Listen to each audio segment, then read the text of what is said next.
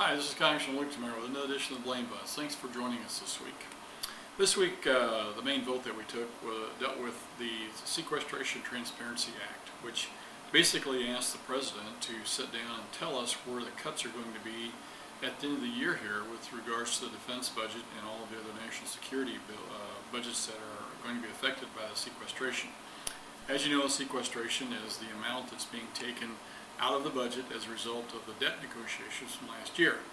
And the amount is $600 billion over the next 10 years in cuts to national defense, most of that being in the defense budget itself, although some of it dealt with national security departments like Homeland Security and some of those other ones. So it's very concerning to us. We passed a bill back in March that was the Sequestration Replace Reconciliation Act.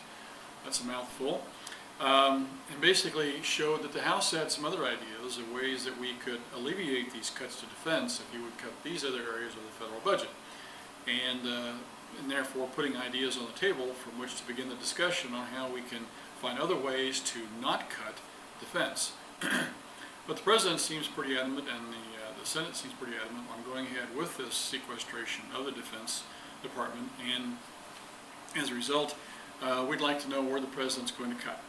And it's only fair, we believe, that that's what all the American people need to know that. And they need to know it before the election, because it could be a big issue that could make a difference from the standpoint that if they know that we're going to cut out all of our missile defense, for instance, or we're going to cut out all of our aircraft carriers, or we're going to cut out all of our Marines or whatever. I mean, we need to know that, because this is a huge, huge amount of money that's going to be cut out of the defense budget if he goes through with the sequestration, which he says he wants to do. So we believe it's only fair that he come up with his own plan and explain that to the American people, and they need to know that before the election, because this is something that is going to happen, he's forcing the issue, and as such, American people need to have the transparency that he so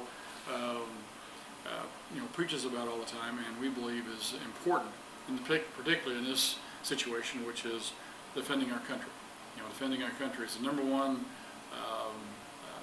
it's the constitutional duty of those who were elected, and if that's the case, the American people need to know what we're going to be doing. So with that, if you have any questions about it, don't hesitate to give us a call. Look forward to seeing you next week.